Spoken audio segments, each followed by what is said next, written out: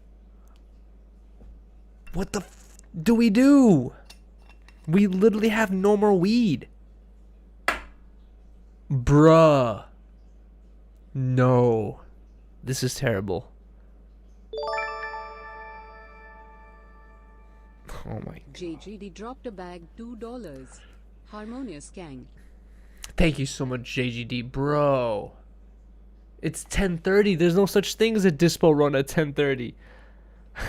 we literally have like a bowl of weed. Should I really smoke a spliff bowl? That sounds terrible. NP Ninja dropped a bag $2 through Super Chat. NPK Ninja on IG, follow Blasi and cop the Birkin. Let's go. Oh my. You guys want me to cop the Birkin? Bro, okay. For anyone that said, for whoever said that, like, oh, you made 4,000, you should be able to cop that Birkin. Guys, we have. Thank you so much, Kauji. $4.99 through Super Chat. At Gage_Kyle, need that Blasi follow. Mexico, heart, raise. Let's fist. go. Also love you guys, Harmonious. Americas. Thank you so much, Kauji.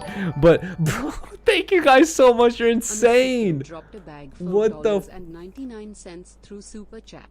Sundays are my one day off and I spend it exclusively watching y'all all day before the Wow. show. Also taking shots with y'all and too. Let's go. Thank you so much for that, man. Thank you so much. I really fucking appreciate that, dude. Holy fuck, dude. Stream Jesus dropped a bag $10 through What Super the Chat. fuck? Put a ring on it, cool. If everyone watching gets this to 650 likes in 5 minutes, Yuri will propose tomorrow on Crip Up. It's Harmonious Kang, and you can tell Blasi to speak on IT. Why you make... Wheelchair symbol. Wheelchair symbol.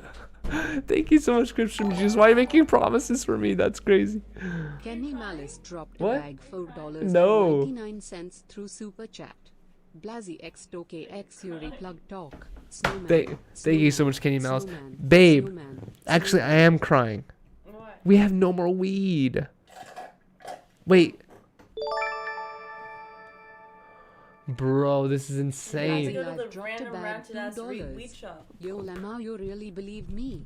Ha ha ha ha, go call Lord Bank and ask for your money back. I ain't following nobody. JK DM me with a screenshot of proof.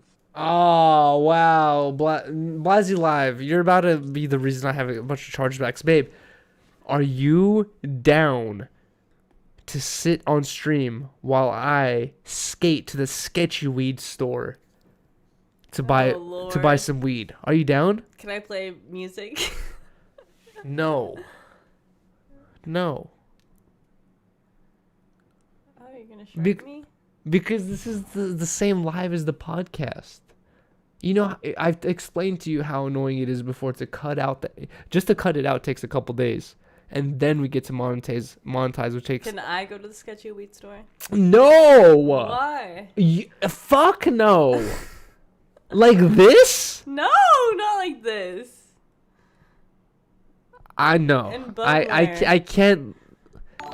I can't sit comfortably knowing that you went to the sketchy weed store. State 210 Sad dropped a bag $5 through Super Chat. Can I go really quick? How y'all change from cooking to eating out. Smiley face. Happens all the time. Went from making something to ordering something. Smiley face. Exactly. What y'all eating? Thank you guys so much, bro. What Thank the you. fuck? Dropped a bag $2 Australian go. cents through Super Chat. At Blasi USA, volcano. Oh.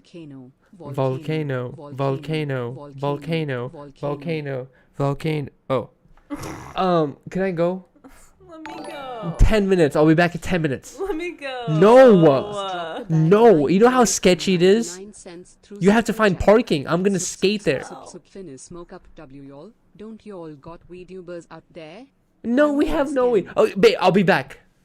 Okay. All right, guys. Can I react to something? Yes, no, react to all these donations. Guys, $2 and ask Riley a question. She'll answer your question. Okay. How about that? Hurry. Every $2, you have to. Go. It's only if someone donates $2. You have to answer the question. Gotcha. You have to wear the headphones to hear it, though. I know. All right, I'll be back. I'm gonna go hit a very sketchy weed shop that my friend got robbed at gunpoint at, and I try not to go here, but we have no other 3K choice. Chuck. Thank you guys so much for all these fucking donations, man. Thank you guys so much. We have to get more weed. Go. We're addicts. Go. He's about to dive in. To your pussy. Really? Wait, they didn't hear that. Oh, He wow. dropped a bag $2 You through just Super Chat. broke our I fucking want that safe. follow to Blasi. Our safe is not safe at all. I'm about to dive in. Oh, I wow. love you. Hey. Answer all $2 Junior questions. Raleman dropped. Oh my $5. god. Riley, thoughts on Blasi and Yuri's entanglement? I'm just gonna say, I'm gonna squeak on it. And I'm gonna say that I seen the entanglement with my own two eyes and I saw the hurt. I saw the hurt in House Phone's soul. Tupin dropped a bag $4.99 through Super Chat. She can be a React Andy while you are gone. We just need her to watch Channel 5 or some lol. Wait, what? Channel 5? 1 second, let me just see what you just done. Or some? DJ Riabi dropped a bag £10 through Super Chat. Shout out Riley and Yuri. Blasi when you're ready, bro. Thank you, DJ Erilyn B. And I just had a joint paper attached to me. All right. What should we react to, guys? Should we play some music? Let's see. See? This song is all good. It's in the clear.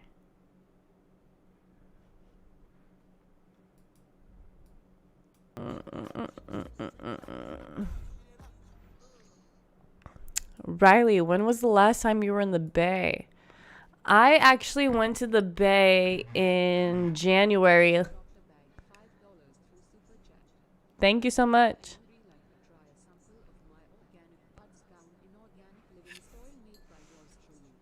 Wait, what?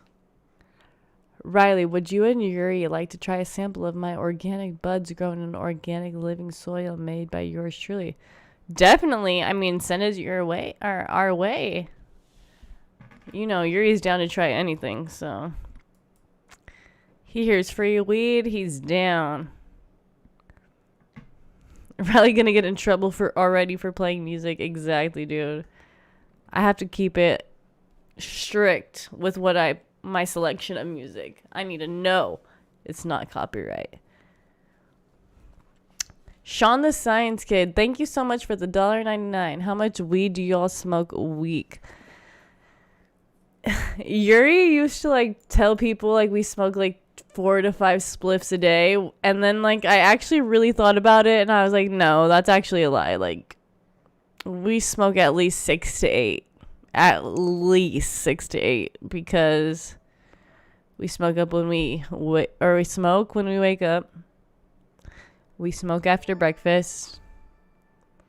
Thank you so much, Manuited. Thank you for the $2. But anyways, we smoke when we wake up, or when we're getting ready for the day. Smoke after breakfast. Smoke the midday joint. Smoke the after lunch joint. And then it's 5 p.m. So then you smoke the before dinner joint. And then you smoke the after dinner joint. And then you smoke the 2 random joints at night. So there's at least 8 joints. He's been saying 5 to 4 joints a day. That's bullshit. There's at least 8 joints. Spliffs, to be correct. Is that fast? My baby is back fast. Yes, I was surprised. Yes. The man has came back. Was that super fast? Bro, how the fuck do we get hella more viewers while I was gone? It's because you're all by yourself. You thought I wasn't entertaining. No, it's because of your sexy self. Being on stream without me, ruining everything. Holy bananas. Okay. It is rare. I was skating really fast. Because it's late at night and it's very sketchy, but I should have went. I'm tired actually. Let me catch my breath. But it is rare to find a sketchy weed shop nowadays. Riley held it down. What'd you do? Did you answer any questions? Yeah, I talked the whole time. Anything crazy? No. Ooh. Okay. Where did I put the weed? I didn't say you were smelly. Thanks. I'm not. Actually, today I admit it. I am kind of smelly. Riley showed cheeks. What the fuck did you do? I twerked on the walls. Spider-Man. Great. Did someone donate for that at least? No. You just did it for free. Mm-hmm. You don't even do that for me. For the exposure. What the? For the exposure. Look at us now. We almost have 1,000 views. Wow, because you were twerking a second ago? Twerking that ass. Well, you guys twerking that ass. Well, you guys saw something I've never seen before, I guess. I've never seen before. You never twerk for me. Yeah, right. I'm kidding. Sometimes Riley just throws me against the wall and she just like Thrust my ass in in his face. Thrust your ass. Okay, so did we get food? Yeah. I ordered something different because it was going to be way too expensive. Whoa, okay. Like a $20 difference. What is this vibration I'm feeling? Is that your phone? Possibly. I feel like some sort of vibration. Did you bring Bluey in here? Bluey? Okay, wait, what's You want Bluey? to explain Bluey? No, don't. Wow.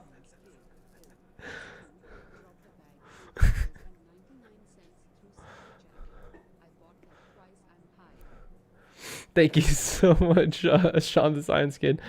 There's probably family members of yours who know what I'm talking about. I am messing around. Anyways, sketchy weed shop. Very fast. This is what I like about sketchy weed shops. Yeah, and it's good weed. Look at this. I was Plus, in and out. This is not no chunk. You know how much that was, though? 35 an eighth.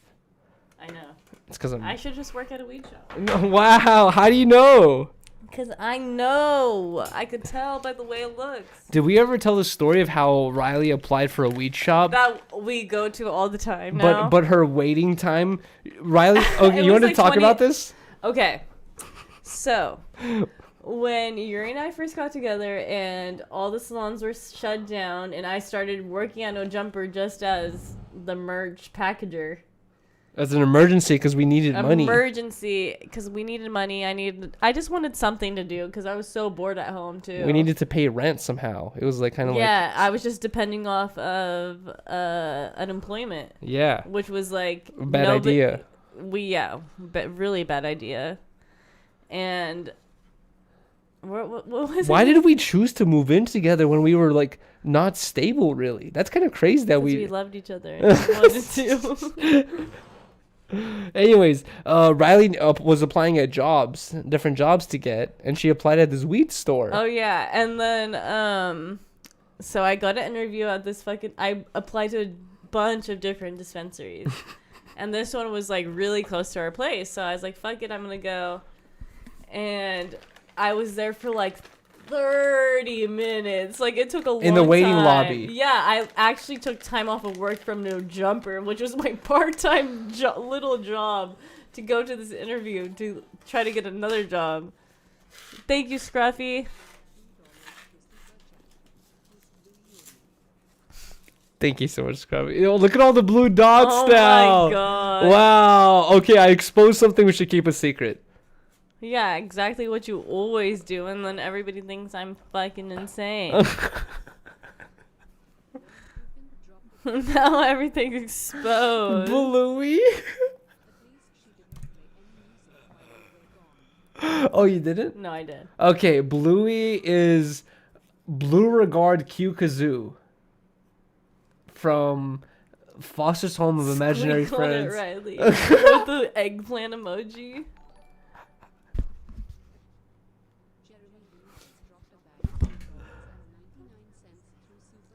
No more. We're never. That's Voldemort. Voldemort. We're never saying that again. Yeah, we already squeaked on it. They'll forget about it soon. On it.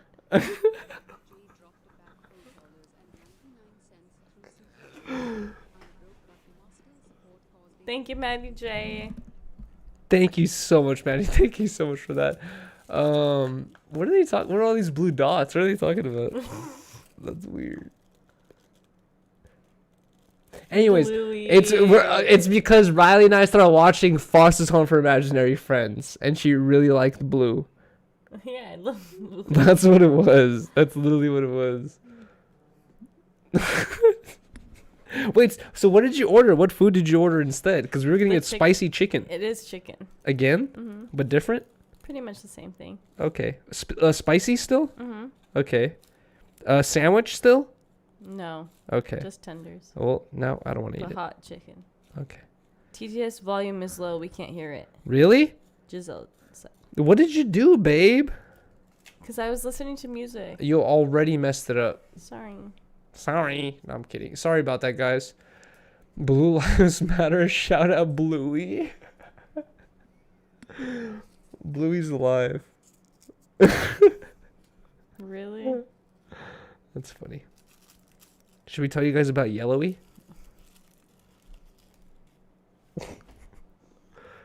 Cap. Blue's fire effects. You already squoke on it. Squoke? Wow, we're inventing new words here. There's squeak and there's squoke.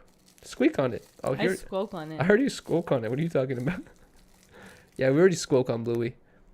It's over. Anyways, what were the questions you answered while I was gone? Anything interesting? Not really. Nothing crazy. Really, Blasey? Blasey Live dropped Lord, a bag $2. Mine and Yuri I get scared podcast every is time. called Fent Talks. We do it every Monday night on my Twitch. Tune in. We on episode 60. What the I guess so. So what the Talks. yo? We're at 999 viewers right now. Two more viewers, and we hit 1,000 viewers. Oh, okay. The viewers are only going down at this point. Never mind. Okay. Sorry. We apologize. We're almost at 1,000 viewers for our after show. Almost counts sometimes, you know. And it was me leading it. Remember the time where I was doing the makeup stream and it went down and you got so mad? I left right now and it went up. Were you going like this? I was like, eh. No, Martians stop. dropped a bag $4.99 through Super Chat. I need that Blasey follow. Someone said we hit 1K already. Shout out to everyone fucking watching. Thank you, guys, guys. right now we are doing the after show of 10 Talks. You can tell by the spacey background, but usually it's... Okay, sorry. Flying Elbow dropped a bag $2.01. I wrote Riley a poem. You are the starlight to my moonshine. You can complete a perfect square and still make jocks stop and stare. My heart goes boom. My stomach has room. You are so beautiful. Make me a sandwich with your booty that is oh so full. That's actually sweet. Thank Jeremy you. No. Jimenez dropped a bag $4.99 through Super Chat. Bro, don't you know you lit now? Wait, what? What do you say? No, why did you make that?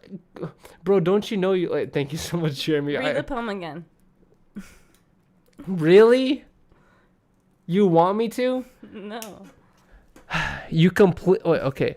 You are the starlight to my moon... Bruh. Blasey Live.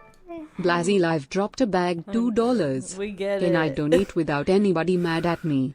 Bro, thank you so much, Plasy Live. No one's mad at you, bro.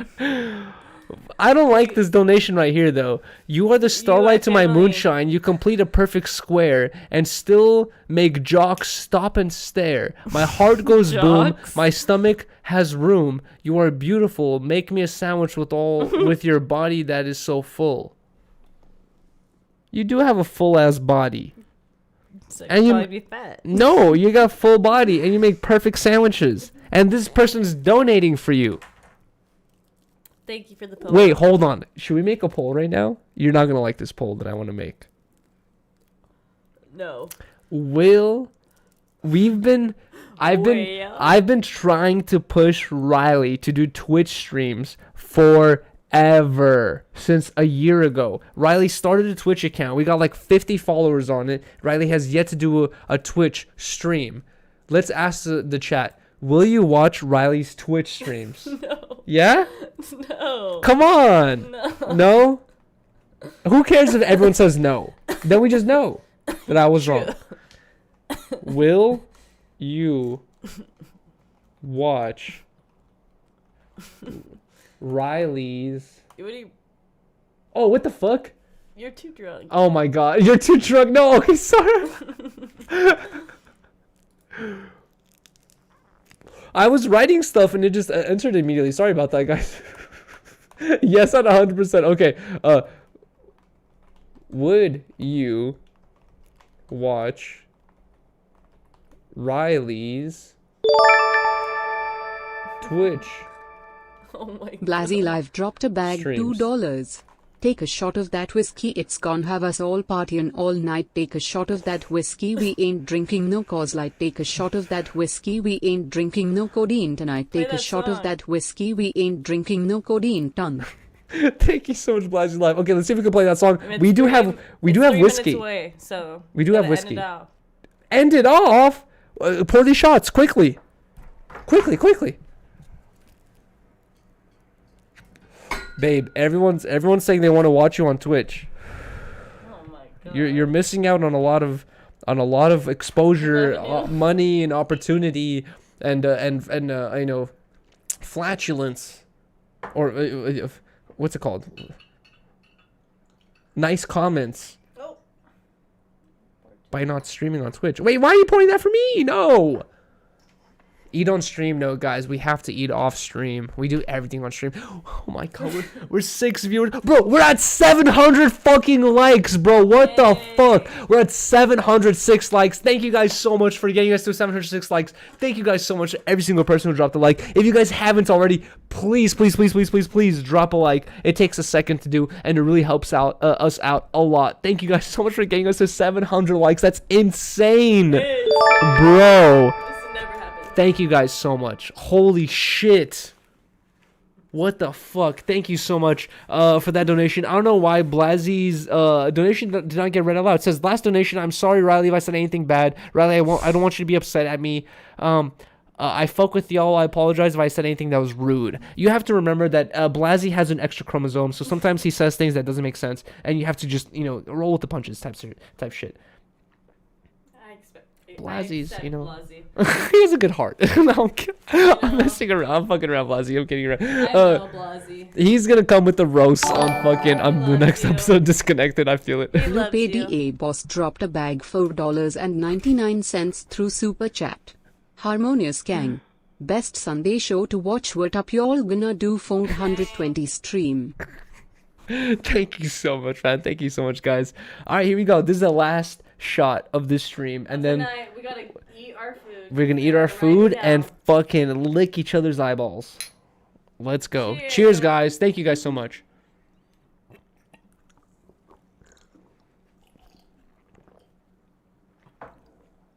Peace, y'all. Oh no! Oh my fucking god! I'm spilling everything everywhere. NP Ninja dropped a bag $5 through Super Chat.